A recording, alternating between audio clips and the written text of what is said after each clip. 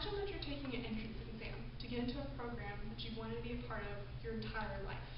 You're in a big room with other students who are taking the same exam.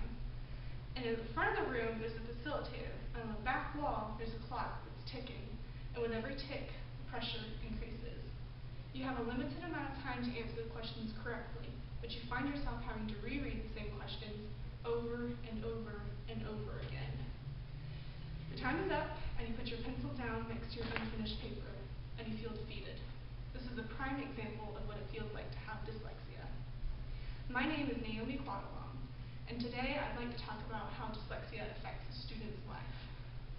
According to Screening for Dyslexia using eye tracking during reading, Mattias and some other co-authors refer to dyslexia as a neurodevelopmental reading disorder, estimated to affect 5 to 10% of the population. And that 5 to 10% is a group of individuals whose lives are greatly affected by this disability. So today I will first talk about how students' education is affected and the way of reading and writing. Then we will discuss how dyslexia affects testing. And finally, we can explore some ways to overcome the effects of dyslexia. So starting with my first point, I'd like to talk about how a student's reading and writing comprehension is affected. In the book, I Know Someone with Dyslexia, Sue Fairclough gives an idea of what reading with dyslexia is like, as reversing letters, seeing words blurry, jumbled, or spaced improperly, seeing words squeezed together, or not seeing numbers and words in the correct order. In the same way, writing is affected. Things that we do every day, like writing letters or sending texts, can become frustrating for someone struggling with dyslexia. For instance, the birthday card. That's something that we all write at some point in our life. But the most common mistake I see with students is the spelling of the word birthday. In that word, someone struggling with dyslexia will reverse the letters I and R, making the word now birthday, which obviously is incorrect. But also, texting. Now thank goodness we have spell check, because we all use it at some point. But for someone struggling with dyslexia, being constantly corrected and then constantly making the same mistake can become discouraging.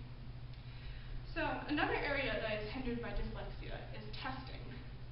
You'll hear as a student almost all the time, study, study, study. You have to know what you're being tested, and you have to know the answers. But for someone struggling with dyslexia, being able to comprehend and understand the questions is just as important as having knowledge in the area you're being tested in.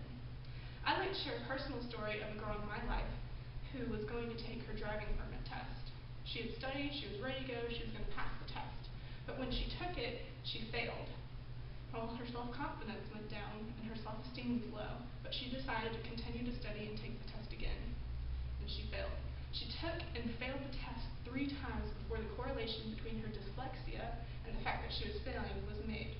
When that correlation was made, special accommodations to have the test read to her were provided. And when the test was read to her, she passed. She did great, because it wasn't the answers to the questions that she was struggling with. It was the questions themselves that she wasn't able to understand. So now people, especially students, believe that dyslexia defines who they are. But in reality, the effects of dyslexia can be overcome. In Funke Wagnall's New World Encyclopedia, it says many children and adults with dyslexia develop into highly productive individuals by finding ways to work around their reading difficulty, such as audio taping lectures, using flashcards, and taking advantage of the spelling, grammar checking capabilities of a computer word processing program. Also, dyslexia is not a crutch that you can use to avoid academic consequences. Yes, initially a student can have bad grades, but once a student is diagnosed with dyslexia, they now have the decision to make. Do I want my education? And if they want their education, then they can use those tools that I mentioned and really work for what they want. Also, in a student's mind, when they are diagnosed with dyslexia, dyslexia means disability, and disability means you're dumb. But that's not true. Someone who is struggling with dyslexia is not dumb. In fact, they have great possibilities of becoming the most successful people in the world. But they just have to want their education. They just have to put time into it, and they just really have to go for it. So today we have discussed some specific effects that dyslexia has on the student's life in reading and writing, as well as how testing is affected by dyslexia. And we also explored some ways to overcome the effects of dyslexia. And that 5 to 10% that I talked about at the beginning of this speech is really a big number. When you think of the entire population, 5 to 10% is a huge number, which means we're around those struggling with dyslexia every day.